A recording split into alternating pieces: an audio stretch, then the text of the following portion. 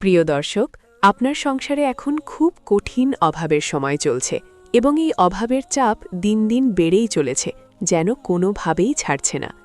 দীর্ঘদিন ধরে এই অভাব অনটনের মধ্যে আপনি আটকে আছেন এবং কোনো মুক্তির আলো দেখতে পাচ্ছেন না। ব্যবসা যেটা চালাচ্ছেন সেটা একদমই থমকে গেছে, লাভ তো দূরের কথা, খরচও উঠছে না। চাষবাস করছেন কিন্তু মাঠে ফসলের অবস্থা খুব খারাপ, বারবার প্রাকৃতিক দুর্যোগ বা অন্য কারণে লোকসানের পর লোকসান হচ্ছে। যে কোনো ছোট বড় কারবারে হাত দিচ্ছেন, সেখানেই উন্নতির বদলে আরও বেশি ক্ষতির মুখ দেখছেন। এই অবস্থায় আপনি গভীর অভাবের কষ্টে পড়ে গেছেন এবং প্রতিদিন কঠিন টেনশন পেরেশানির মধ্যে দিন কাটাচ্ছেন।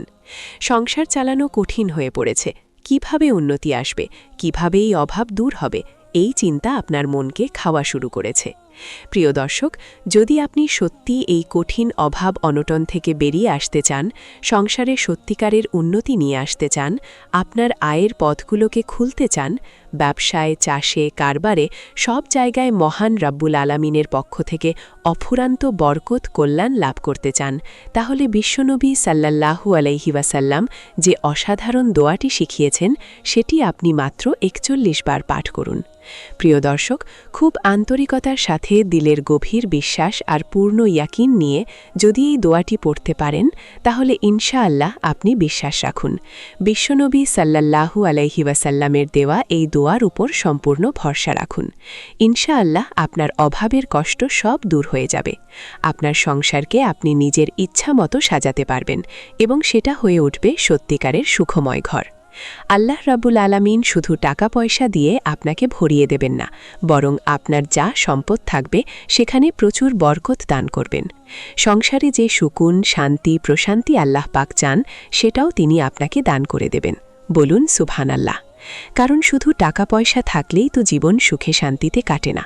দুনিয়ার কোনো সম্পদ দিয়ে একা মানুষের মন ভরে না। মহান রাব্বুল আলামিনের একটা খাস নিয়ামত আছে, যার নাম সাকিনা, চ্যান, সুকুন, অর্থাৎ প্রকৃত শান্তি প্রশান্তি।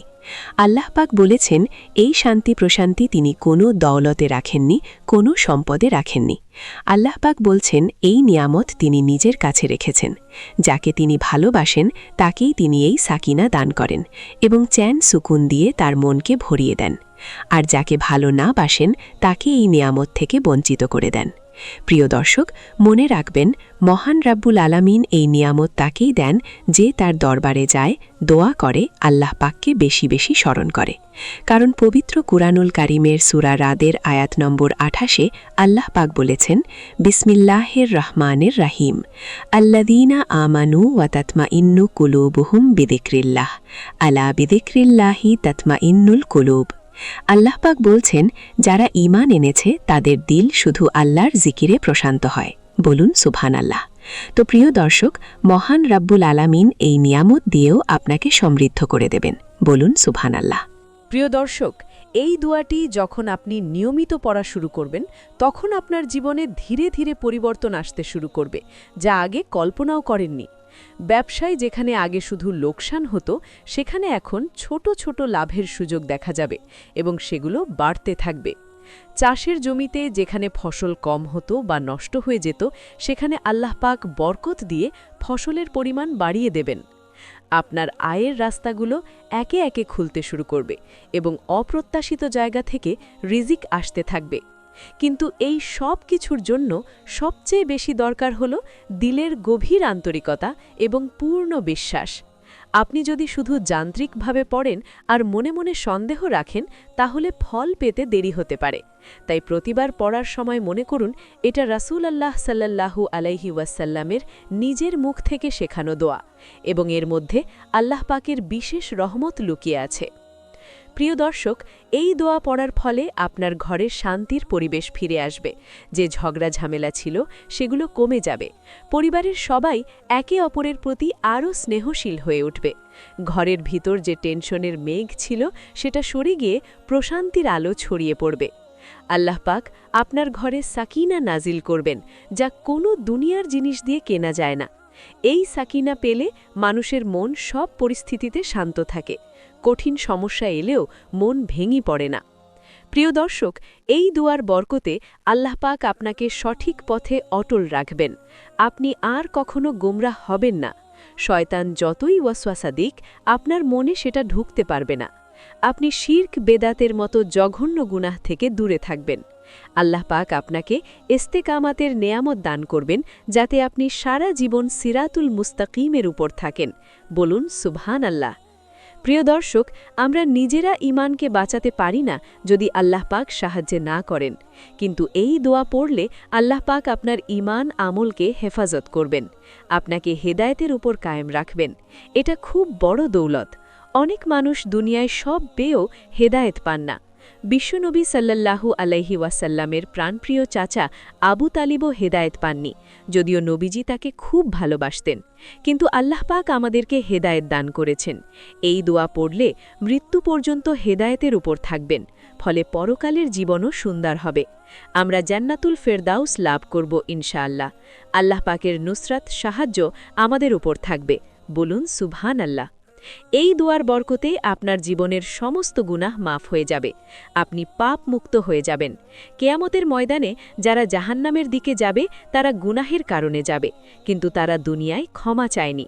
আপনি এই দোয়া পড়লে আল্লাহ পাক গুনাহ মুছে দেবেন, আমলনামা পরিষ্কার করে দেবেন, অসংখ্য নেকি দিয়ে ভরে দেবেন। বলুন সুবহানাল্লাহ। শরীরের সুস্থতা, আফিয়াতও এই দোয়ার বরকতে পাবেন। কঠিন রোগ ব্যাধি থেকে আল্লাহ পাক আপনাকে রক্ষা করবেন। আপনি সুস্থ সবল থাকবেন। বলুন সুবহানাল্লাহ। প্রিয় দর্শক, এখন আমরা খুব ধীরে ধীরে এই দোয়া পড়ার পদ্ধতিটা আরও স্পষ্ট করে বুঝে নিই, যাতে আপনি সঠিকভাবে আমল করতে পারেন এবং সর্বোচ্চ বরকত লাভ করতে পারেন। প্রথমে একটা নিরিবিলি শান্ত জায়গা বেছে নিন, যেখানে কোনো বিরক্তি হবে না এবং মনোযোগ থাকবে। সেখানে আরাম করে বসুন।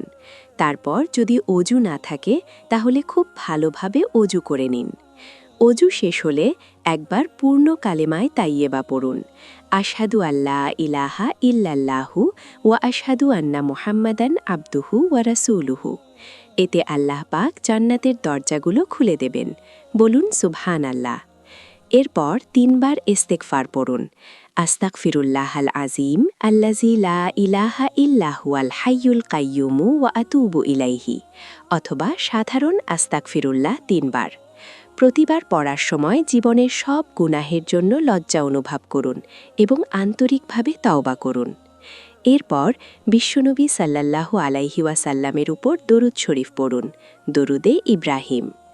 আল্লাহুম্মা সাল্লি আলা মুহাম্মাদিন ওয়া আলা আলি মুহাম্মাদ কামা সাল্লাইতা আলা ইব্রাহিমা ওয়া আলা আলি ইব্রাহিমা ইন্নাকা হামিদুম মাজিদ। আল্লাহুম্মা বারিক আলা মুহাম্মাদিন ওয়া আলা আলি মুহাম্মাদ কামা বারাকতা আলা ইব্রাহিমা ওয়া আলা আলি ইব্রাহিমা ইন্নাকা হামিদুম মাজিদ। দরুদ পড়া শেষ হলে এখন মূল দোয়াটি পড়া শুরু করুন। দোয়াটি হচ্ছে আল্লাহুম্মা গফিরলি ওয়ারহামনি ওয়াহদিনি ওয়া আফিনি।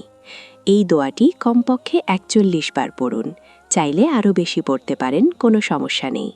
প্রতিবার পড়ার সময় অর্থের দিকে খেয়াল রাখুন। আল্লাহ, আমাকে মাফ করে দাও, আমার ওপর রহম করো, আমাকে সঠিক পথ দেখাও এবং আমাকে সুস্থতা আফিয়াত দান করো।